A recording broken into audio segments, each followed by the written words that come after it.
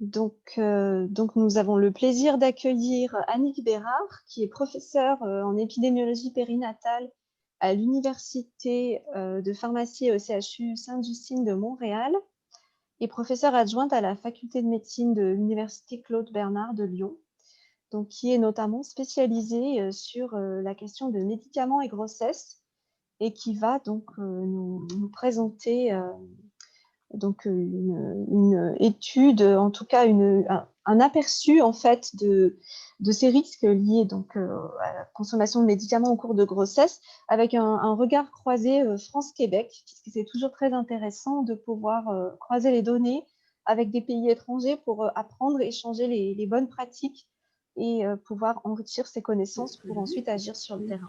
Alors, un grand merci de m'avoir invitée aujourd'hui. Évidemment que la pointure est très grande pour succéder à l'excellente présentation qui vient tout juste d'être donnée. Alors, bonjour, ça me fait plaisir d'être avec vous aujourd'hui. En fait, ma présentation sera concentrée sur les médicaments et la grossesse et quelle est la prévalence, premièrement, d'utilisation de ces médicaments-là et quels sont les risques pour la mère et l'enfant. On aura trois perspectives, une sur le Québec, une sur le Canada et ensuite sur la France. Et à la toute fin, on comparera les données françaises et québécoises présentées. Ceci est issu d'un programme de recherche pan-canadien et français subventionné par la Fondation canadienne pour l'innovation et aussi la chaire de recherche du Canada sur les médicaments et la grossesse dont je suis titulaire. Alors, on y va. Alors, bon, les femmes enceintes, comme vous le savez, sont systématiquement exclues des essais cliniques, quoique présentement, on a des données sur le vaccin de la COVID et la grossesse, mais c'est quand même exceptionnel. Habituellement, les femmes enceintes sont exclues des essais cliniques. Et on sait aussi que 50% des grossesses, bon, c'est un chiffre qu'on dit toujours 50%, mais on n'est pas loin de la réalité. 50% des grossesses sont non planifiées. Et également, on sait que l'âge maternel au moment de la première grossesse ne cesse d'augmenter si on regarde au cours des 20 dernières années. Au début, c'était environ en moyenne 26 ans. Et là, maintenant, c'est 29 ans. Dépendamment des pays, évidemment. Mais tous ces trois items-là là, pour l'introduction font en sorte que la probabilité d'utiliser un médicament durant la période gestationnelle augmente. Soit un médicament que l'on utilise pour traiter une maladie chronique, l'asthme, la dépression ou l'anxiété, ou également un médicament que l'on doit utiliser durant la grossesse pour traiter un problème aigu de grossesse. Alors, une infection, une migraine, par exemple. Alors, bon an, mal an, il y a environ 50% des femmes enceintes qui utilisent un médicament et ce chiffre-là, quoique c'est une moyenne interpays, on va voir que ça varie entre le Canada et la France, certainement. Alors, le traitement, tout ça font en sorte que le traitement est rarement evidence-based, comme on dit. Alors, toutes les femmes, pour la plupart, qui utilisent des médicaments durant la grossesse sont traitées hors indication. Alors, si on compare la prévalence d'utilisation de médicaments chez la femme enceinte, tous médicaments confondus, on voit qu'au Québec, c'est environ 55% de nos femmes enceintes qui vont utiliser au moins un médicament en quelque part durant leur grossesse. C'est très semblable aux États-Unis, je m'excuse, mais si on regarde les données françaises, cette prévalence-là augmente à un peu plus de 80% et c'est encore plus élevé dans les Pays-Bas. Ce qui fait en sorte que c'est essentiel pour être en mesure de réagir rapidement, je m'excuse, a des signaux par rapport à soit une malformation congénitale ou un risque de prématurité ou un risque associé à l'utilisation d'un médicament, on doit avoir en main déjà construit des cohortes qui sont validées et rapidement utilisables.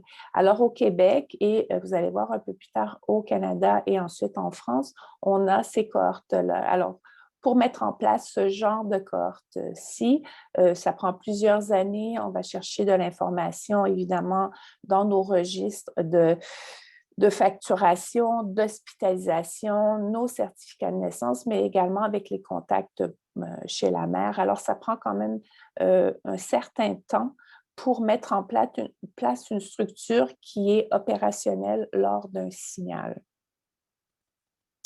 Alors, la cohorte québécoise, je m'excuse, pour l'instant, on a des données de 98 à 2015.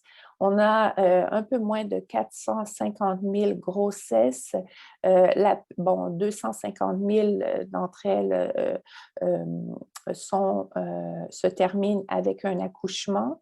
Mais bon, environ les femmes de 98 à 2015, on a des données jusqu'en 2020 qui arrivent bientôt, mais les données n'étaient pas nettoyées, alors je ne peux pas vous les présenter aujourd'hui. Alors, les femmes québécoises ont un peu moins que deux enfants chacune. Il y a à peu près 255 000 enfants parce que, certaines de ces grossesses-là résultent en avortement planifié ou spontané. Et il y a un peu moins de filles, mais je pense que, bon an, mal an, c'est à peu près 50% filles et garçons. Et on a des données, vraiment beaucoup de données longitudinales sur autant les femmes enceintes, les mères après l'accouchement, mais également les enfants.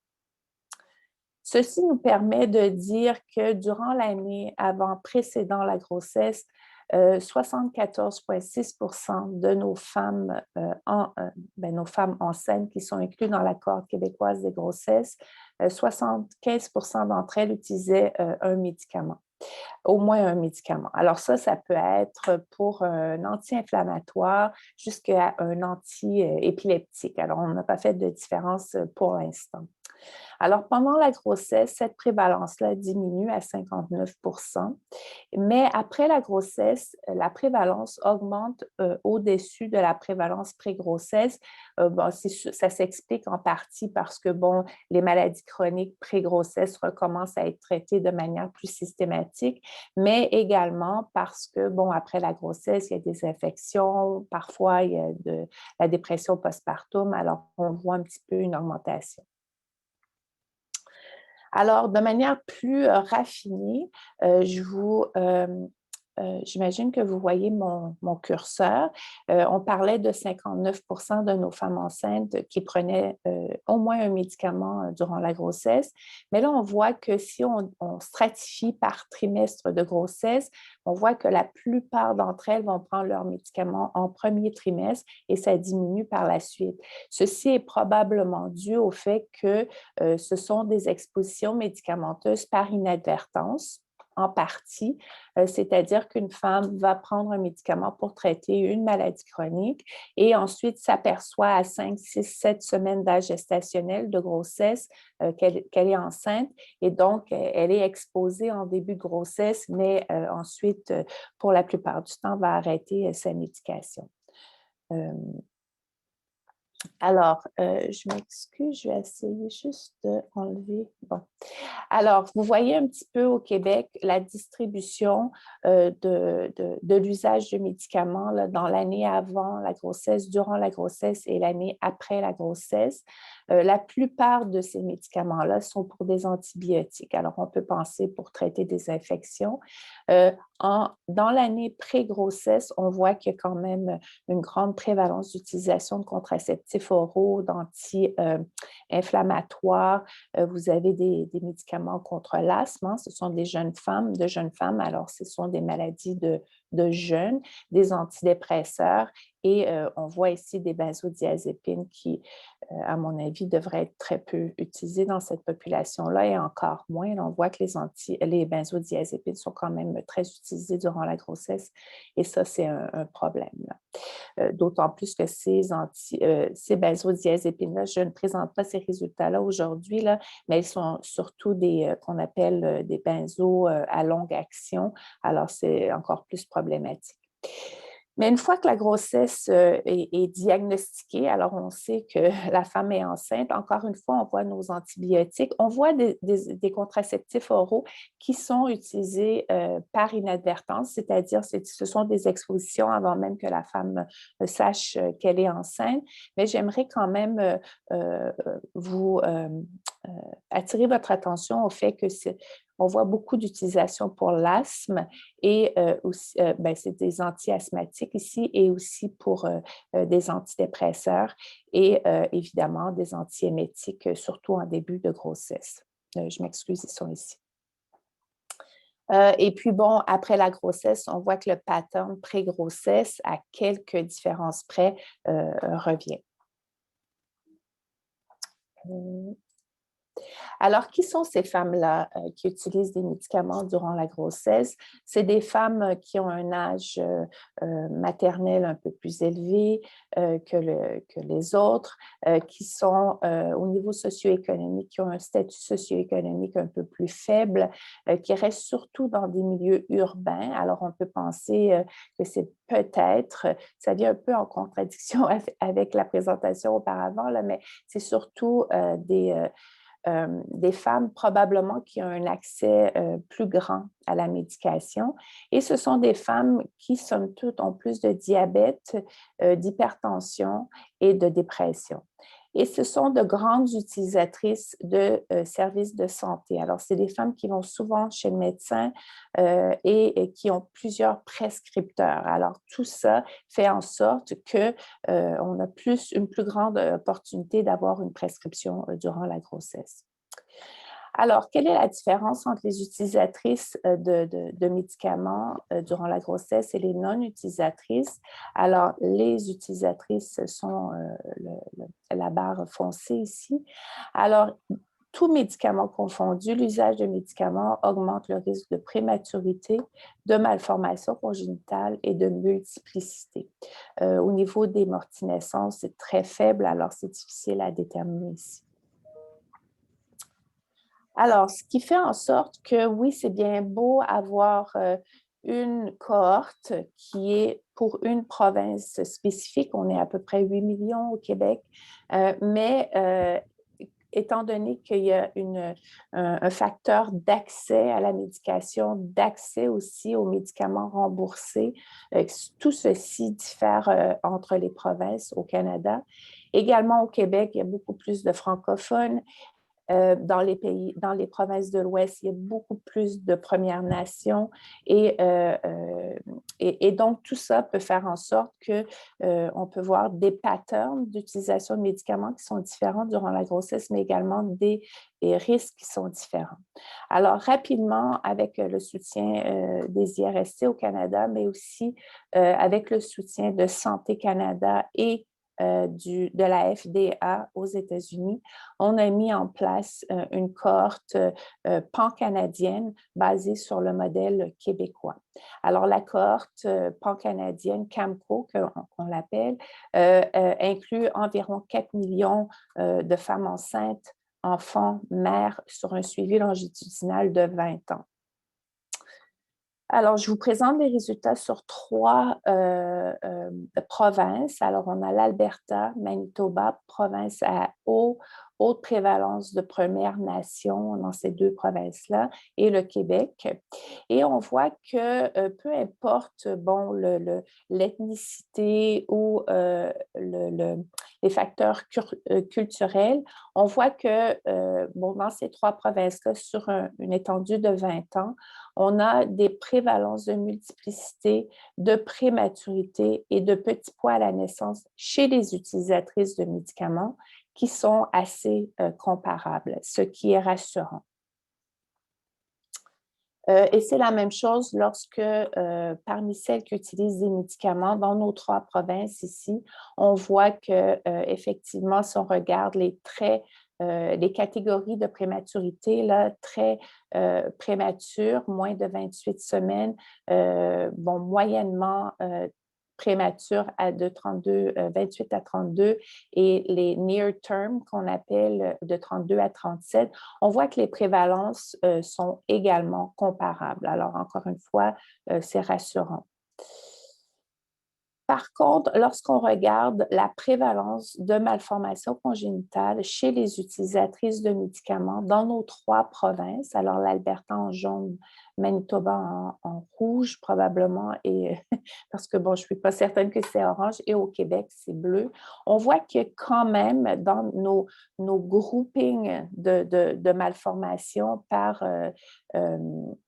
organ system qu'on appelle, on voit qu'il y a quand même de grandes différences à travers les 3 provinces, d'où l'importance de ne pas se cibler seulement un groupe ou un emplacement géographique lorsqu'on émet des recommandations. Et c'est la même chose ici lorsqu'on va encore plus spécifiquement dans certaines malformations, on voit ici cardiaque, mais si on regarde atrial septal defect, qui est encore plus précis que notre groupement cardiaque, on voit qu'il y a quand même beaucoup de variations entre les provinces. Alors, il faut faire attention, encore une fois, lorsqu'on émet des recommandations, d'où l'importance d'avoir des populations très variées lorsqu'on calcule des prévalences. Alors là, ça m'amène à la cohorte française. Évidemment, c'est une cohorte qui est toujours en développement. La structure de la cohorte a été publiée en 2019 et cette cohorte-là est faite en collaboration avec des professeurs de Lyon, mais également le Québec. Alors, c'est une cohorte. Pour l'instant, là, on va aller chercher nos données de SNIRAM très bientôt. Là, on est dans le pipeline pour avoir ça. Mais pour l'instant, les données que je vous présente aujourd'hui, ce sont des données issues de la cohorte construite des données de l'EGB. Alors, l'EGB, pour faire rapidement, c'est une cohorte. En fait, ce sont des données, c'est 1%, un petit peu moins qu'1%, mais disons 1%, un échantillon de 1% qui est représentatif de la population française qui est mis à la disposition des chercheurs pour justement faire des études et émettre des hypothèses. Alors, cette cohorte-là a été mise sur pied. C'est une cohorte préparatoire à notre cohorte avec les données complètes de la France avec le SNIRAM. Alors, c'est une cohorte de 2019 à 2013. On est allé chercher des cohortes avec des grossesses, avec des données de déclaration, mais aussi des grossesses sans déclaration. Alors, ceci a fait en sorte qu'on a une cohorte d'environ 40 000, grossesses. On a quand même demandé d'avoir 1 an de suivi avant la grossesse, également 1 an de suivi après la grossesse, en plus de la grossesse totale. C'est pour ça que notre cohorte a diminué ici. Et parmi ces 36 000 grossesses-là, la grande partie se termine en accouchement, très peu de morts-naissance. Alors, le 0,6% ici est très comparable aux données canadiennes, par exemple. Et on a à peu près 6% de fausses couches, d'avortements spontanés et environ 19% d'IVG, d'avortements planifiés. Alors, dans cette cohorte-là, on a la cohorte française, ici, on a la cohorte québécoise. Évidemment, les années calendrier diffèrent quelque peu, mais bon, quand même, on les compare ici. On voit que parmi les cohortes, les grossesses incluses dans les 2 cohortes, la cohorte française a beaucoup plus d'accouchements que la cohorte québécoise et ceci s'explique surtout dans les différences d'interruption volontaire de grossesse, les avortements planifiés qui sont beaucoup plus élevés au Québec. Maintenant, on s'en va directement à la cohorte française. La plupart de nos accouchements, alors ici, on stratifie sur l'outcome de la grossesse. Alors, en bleu, l'accouchement, en jaune, orange, les avortements spontanés et en gris, les IVG, les avortements planifiés. Et on voit que, bon, les moins de 20 ans ont plus recours à l'IVG, tandis que les plus de 40 ans, bon, en fait, ont moins d'accouchements. Ceci est sûrement dû au fait que le risque de fausse couche est quand même assez élevé dans cette strate de la population-là. Maintenant, en comparant l'usage de médicaments avant, pendant et après la grossesse entre la France et le Québec, on voit que la France, de manière systématique, la France étant en rouge et le Québec en bleu, on voit de manière systématique que la France est une plus grande utilisatrice de médicaments durant la grossesse par rapport au Québec. Ceci étant dit, on voit que, bon, il n'y a pas énormément, bon, on voit qu'il y a une diminution légère lorsque la grossesse est diagnostiquée et aussi une augmentation après la grossesse qui est au-delà de l'augmentation durant l'année avant la grossesse. Ce sont les mêmes patterns que l'on voyait au Québec. Et encore une fois, on voit sensiblement les mêmes patterns au Québec et en France, mais ceci, évidemment, les prévalences diffèrent parce que la France est une plus grande utilisatrice de médicaments.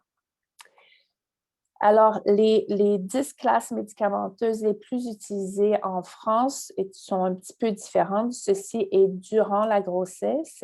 Ce sont surtout des analgésiques, des antianémiques, des médicaments pour des problèmes gastro-intestinaux. On voit les vitamines et là, on voit ça diminue tranquillement, pas vite.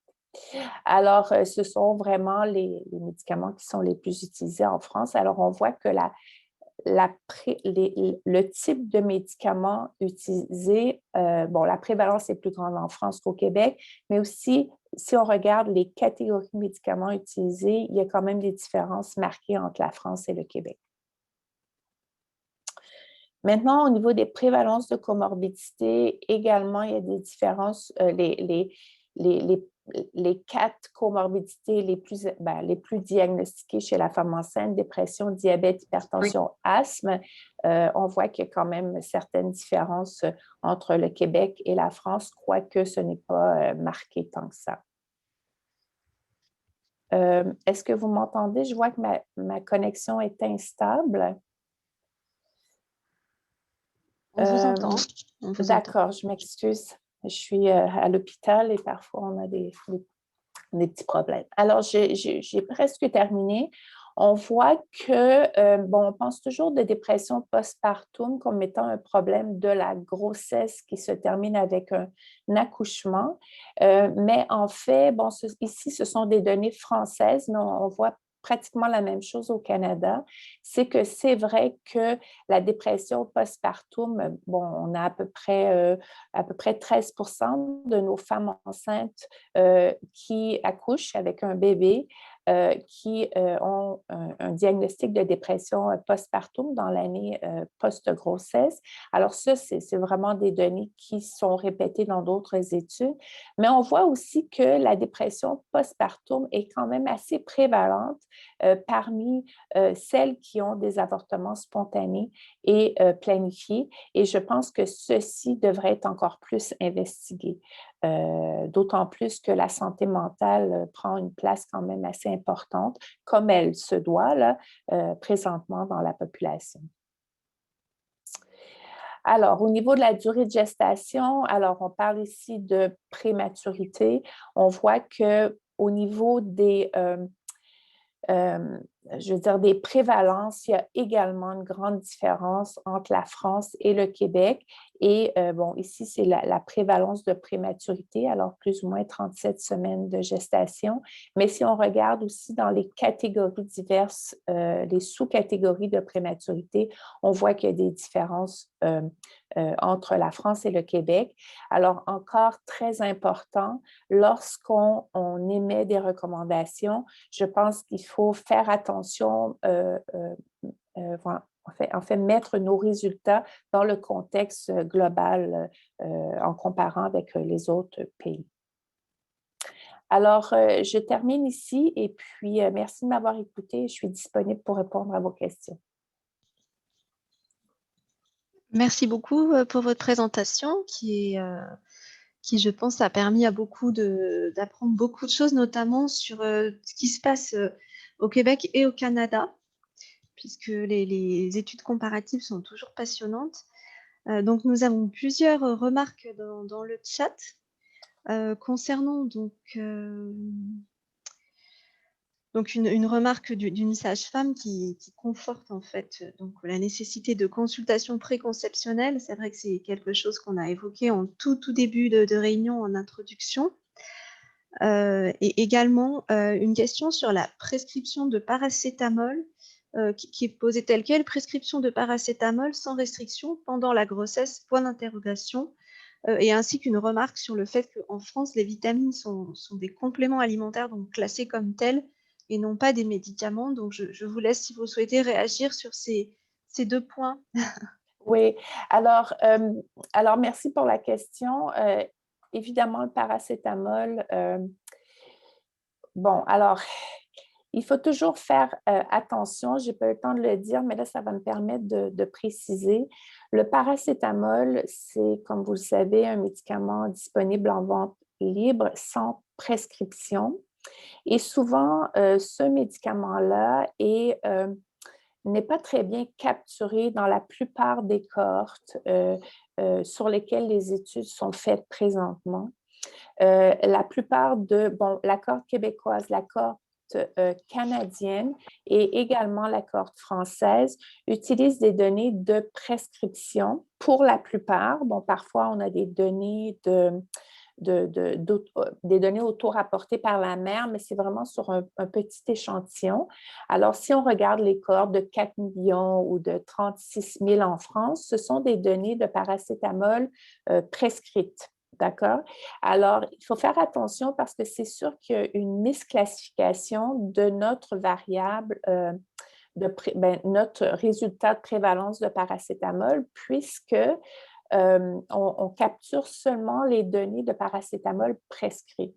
Alors, c'est sûr qu'aujourd'hui, je ne vous ai pas présenté, j'ai présenté vraiment l'exposition médicamenteuse de manière générale et les risques de manière générale, mais il y a quand même des études qui sont faites présentement, surtout dans les pays scandinaves. On en fait ici au Canada également, et on regarde l'utilisation de la paracétamol durant la grossesse, surtout en fin de grossesse, et le risque d'autisme chez l'enfant, parce qu'il y a quand même des données préliminaires qui sont sorties des États, avec des cohortes américaines qui démontraient un lien. Et ça, ben, c'est inquiétant parce que le paracétamol, on le sait, c'est quand même vu comme un médicament sécuritaire, quoique j'aime pas tellement dire le mot sécuritaire chez la femme enceinte, là, mais c'est vu comme le médicament sécuritaire à prendre durant la grossesse. Et si cette association-là qui est vue aux États-Unis se confirme, nous, au Canada, ça peut être un problème de santé publique important sur lequel, du moins, on devrait avoir des programmes de prévention. Je peux vous dire qu'au Canada, on n'a pas retrouvé cette association-là, paracétamol pris durant la grossesse et le risque d'autisme. Mais je veux dire, je sais que présentement, dans les pays scandinaves, on regarde ça également. Je pense que tous les médicaments qui ont un volet des médicaments en vente libre, toutes les études qui sont faites présentement sur de grandes populations de femmes enceintes, ce sont des données de prescription et c'est sûr que lorsqu'un médicament est disponible en vente libre, il y a une il y a une portion de cette exposition-là que l'on classifie mal dans nos études. Alors, il faut quand même regarder la qualité de chacune des études une à la fois. Ce souci-là ne se pose pas si le médicament, par exemple un antidépresseur, n'est pas disponible en vente libre. Alors, le souci est moins grand à cet égard-là. Et puis, il y avait une autre question, et puis là, je me rappelle plus trop. Concernant les vitamines. Ah oui, les vitamines. Alors, les vitamines, oui, c'est sûr que je parle de médicaments. Vous avez vu dans les données québécoises, lorsque je parlais de médicaments, j'incluais les vitamines dans ma proportion. Je ne sais pas si c'était clair, là, mais là, je vous le dis. Et ici aussi, là, les vitamines ne sont pas considérées des médicaments, mais c'est seulement de la manière on le classifie. On a fait la même chose en France. On a quand même, je parle de médicaments, mais j'inclus également les vitamines là. Alors, pour l'instant, je ne fais pas vraiment de distinction. Et donc, voilà, il y a également d'autres questions qui sont arrivées entre-temps, dont une de Madame Amar concernant la réglementation. Je suppose qu'il y a une petite faute de frappe de l'IVG au Québec qui pourrait expliquer ces différences France-Québec. Quel est le terme, enfin, jusqu'à quand l'IVG est-elle autorisée? Est-ce qu'il y a une différence avec ce qui se passe en France? Et également, une question sur, alors celle-ci, quels sont les médicaments à proscrire pendant la grossesse? Au vu de votre présentation, on a une longue liste qui nous est suggérée. Je ne sais pas, vous allez nous éclairer. Alors, la réponse à la question la plus simple d'Emmanuel, certainement, vous avez raison, il y a des différences réglementaires au niveau de l'âge gestationnel permis pour avoir une interruption de grossesse. En France, c'est quand même assez tôt, mais au Canada, en fait, je vais aller au Québec seulement parce que je pense qu'il y a des différences également entre provinces, là. Mais au Québec, ça va jusqu'à 21 semaines d'âge gestationnel. Et en France, je me rappelle plus exactement, bon, vous le savez probablement mieux que moi, mais c'est bien avant 21 semaines. Et je pense qu'il y a comme des strates, là. Et effectivement, ceci peut absolument expliquer les différences entre les deux cohortes. Absolument, merci de l'avoir précisé. Maintenant, au niveau des... attendez, je pense qu'on a... Oh là là, je vais juste voir. Je pense que quelqu'un qui a répondu à la question... Ah, jusqu'au terme? OK. Alors bon, écoutez, ça, je ne sais pas. Mais nous, on a vraiment regardé jusqu'à 21 semaines d'âge gestationnel, autant pour la cohorte française que pour la cohorte québécoise et la cohorte canadienne. Alors, on essaie d'harmoniser nos processus entre les trois cohortes. Et donc, du moins, pour cette définition-là, on n'est pas allé jusqu'au terme pour la cohorte française. Maintenant, pour les médicaments à proscrire... Excusez-moi, oui. pardon, c'est moi qui ai fait une confusion entre IVG et IMG. Effectivement, on me le fait remarquer, donc c'est l'interruption médicamenteuse. Je ne sais pas si après vous pouvez détailler plus si ça intéresse plusieurs participants ou vous souhaitez peut-être échanger sur ce point précis. Mais effectivement, Ben, en fait, nous, dans l'équipe de recherche ici, puis je sais qu'on a quand même de longues discussions entre nos deux équipes de recherche en France et au Canada, à savoir que nous, on détermine un avortement spontané. Ça, c'est simple. Et l'avortement planifié, et pour n'importe quelle raison, alors ça peut être parce que la femme ne veut pas sa grossesse, mais ça peut être aussi à la suite d'une échographie, par exemple, et on ne fait pas de différence ici. Alors, et on n'a pas fait de différence autant pour la cohorte française que canadienne, et donc les résultats qu'on a présentés à cet égard-là sont assez comparables. Mais effectivement, je pense qu'on pourrait encore plus être précis en stratifiant, est-ce que c'est à la suite d'un résultat d'échographie? si je peux me permettre, pour les médicaments à proscrire, ça, il faut faire extrêmement attention. Je pense que la décision d'utiliser un médicament ou non durant la grossesse doit être faite à la pièce, vraiment entre un médecin traitant et la femme qui est enceinte. À la suite bon, là, on parle beaucoup de risques, hein, risque de prématurité, de malformation, etc. Mais on n'a pas vraiment parlé de bénéfices parce que c'est très difficile de regarder le bénéfice de l'utilisation de médicaments à la grossesse, de médicaments durant la grossesse parce que ce sont des bénéfices théoriques pris avec des données pré-grossesse. On a très peu d'essais randomisés, contrôlés d'efficacité chez la femme enceinte, ce qui rend le bénéfice plus difficile à quantifier. Ceci étant dit, par exemple, si on pense à l'épilepsie, hein, l'épilepsie, bon, la prévalence d'épilepsie chez la femme enceinte est faible et bas, mais elle doit être traiter cette épilepsie-là durant la grossesse. Et la plupart, sinon tous les antiépileptiques sont tératogènes, augmentent le risque de malformation congénitale. Alors, il faut trouver le meilleur antiépileptique où les bénéfices, alors on ne veut pas que la femme ait voyons, une crise durant la grossesse non traitée, alors, les bénéfices sont plus grands que les risques. Alors, c'est difficile de dire certains médicaments ne devraient pas être utilisés et certains devraient l'être. Je pense que ça demande vraiment une réflexion entre le médecin et la femme. Ceci étant dit, il y a des tératogènes connus qui, moi, je pense rapidement à l'isotrétinoïne, qui est un médicament pour l'acné, très grande efficacité, mais le risque de malformation congénitale est comparable à la thalidomide. Et donc, ces médicaments-là, en France et au Canada, là, on a des programmes de prévention de grossesse parce que la plupart, pas tous, mais pas toujours, mais la plupart de ces médicaments-là sont utilisés chez les jeunes. Donc, 50 hommes et femmes, là, mais chez les femmes, des jeunes femmes qui pourraient devenir enceintes. Et il y a quand même un programme à suivre, prendre deux méthodes de contraception, etc.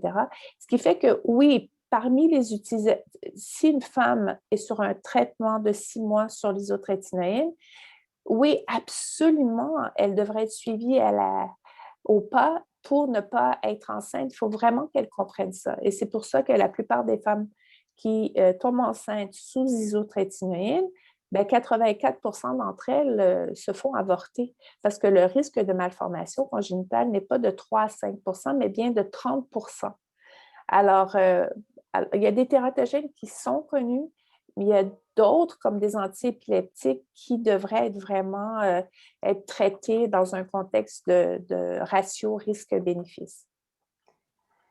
Merci beaucoup. Je vois que les questions, évidemment, viennent au fur et à mesure. C'est-à-dire que de nombreuses personnes ont des questions très intéressantes et concrètes à poser. Donc, enfin, on va peut-être un peu déborder sur le temps puisque vous êtes là. On va vous poser encore 2 questions, dont une concernant l'hypersensibilité chimique multiple, qui est une maladie reconnue au Canada et encore à peine connue en France. Enfin, je vous cite la question telle qu'elle, hein. Cette maladie est due à la prise médicamenteuse, mais aussi à tous les produits chimiques toxiques qui entourent les mamans. Qu'en est-il de l'évolution de cette maladie chez les nouveau-nés au Canada? Donc ça, c'est une première question. Je ne sais pas si vous avez des informations. Écoutez, c'est une très, très bonne question. Honnêtement, c'est clair et c'est clair que les chercheurs, pour l'instant, regardent tout en silo, hein. On regarde les médicaments, on va regarder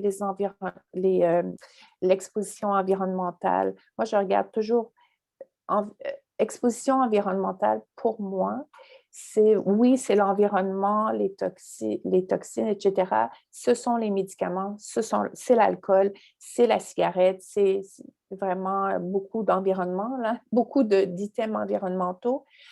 Mais il en demeure pas moins que c'est vraiment beaucoup plus difficile de faire des études chez la femme enceinte avec des effectifs euh, suffisants pour aller chercher des données sur tout ce qui est, je ne sais pas moi, la pollution, les toxines, la pollution dans l'eau, dans l'air, etc. C'est plus difficile et c'est pour ça qu'on a encore très peu de données sur l'évolution dans le temps. On a des données dans la population générale sur, bon, par exemple, la pollution ou l'état des eaux, mais ces données-là sont rarement jumelées avec des cohortes de grossesse, par exemple, ou des cohortes pédiatriques, par exemple. Euh, Ceci étant dit, du moins au Canada, on a des programmes de subvention là, parce que tout passe par l'argent. Bon, je suis d'accord avec la présentatrice auparavant, là, l'argent, malheureusement, est le nerf de la guerre. Mhm. Et donc, de plus en plus de programmes de subvention au Canada. Bon, le système de subvention de la recherche est un peu différent de la France, là. Et de plus en plus, on voit des appels à projets justement pour regarder l'effet de l'environnement en tant que tel, là, excluant les médicaments, mais de l'environnement sur la santé des enfants, sur la santé des personnes âgées, sur la santé des asthmatiques, par exemple. Et donc, je pense que dans un avenir prochain, on aura des résultats. Et alors, une dernière question avant de passer à l'intervenant suivant, une question précise sur un médicament, donc qui est la suivante. Est-ce que vous donnez des conseils quant à l'étude du nombre d'adjuvants dans des médicaments tels que Gaviscon et ses génériques, et sur l'importance des conseils diététiques en première intention quand c'est possible? C'est clair que j'essaie de ne pas donner de conseils si je n'ai pas de résultats de recherche. Parce que, écoutez, c'est clair, bon, en voyant tout ce qu'on voit, bon, ce que je vous ai présenté aujourd'hui, mais moi, ça fait bon, plus de 20 ans là, que je travaille dans ce domaine-là, médicaments et grossesse. Euh, il est clair que la planification de la grossesse est très importante. Et il est clair que lorsque une femme bon, devient enceinte et que la grossesse n'est pas planifiée, ceci mène plus souvent qu'autrement à un avortement planifié. Pas pour des raisons génétiques, peu importe, c'est que bon, la femme n'était pas, je veux dire, elle n'est pas prête. Bon, elle prenait des médicaments qu'elle n'aurait peut-être pas dû prendre. Elle n'avait pas réduit son niveau de tabagisme, au niveau de la prise d'alcool. Nous, on voit beaucoup ça chez les Premières Nations ici, mais également au niveau diététique.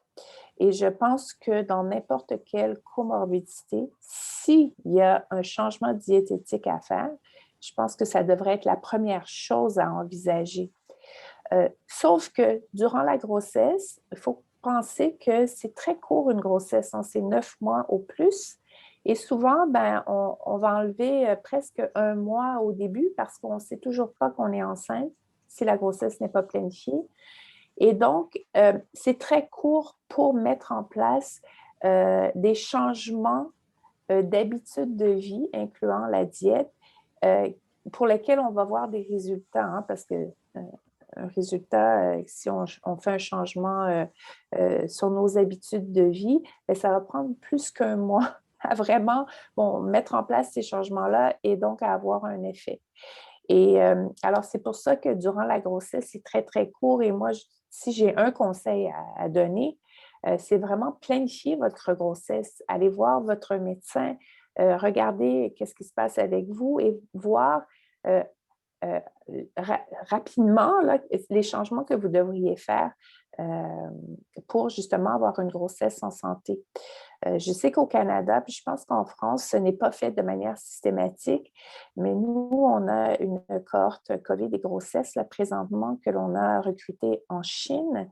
Et je peux vous dire qu'en Chine, honnêtement, les soins euh, vraiment pré-conception sont très répandus. Ça ne veut pas dire qu'ils ont de meilleures grossesses, là, parce qu'il y a plusieurs autres raisons. Mais il y a quand même, je pense que c'est un paradigme que l'on devrait vraiment changer, là.